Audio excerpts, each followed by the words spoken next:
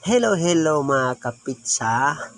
Ito na, umarang ka na ang pitsang gala yan. Iikot na po tayo. Yung mga nagiinuman dyan, yung kagaya nito. Pwede na to pampulutan mga kapitsa. Yan. Hihiwain po natin to ng maliliit. Gigilingin to. Square cut. Ang tinatawag mga para iinom yan. Mahilig mag-inom. Ito na ang pulutan nyo. Yan, paborito nyo. Chop-chop na pizza. Yan, may hot sauce, ketchup. Yan. Mahilig yan mamulutan. At ito ang paborito ng mga nag-iinuman dyan sa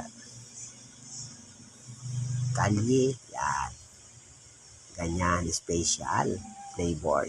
Special daw yan.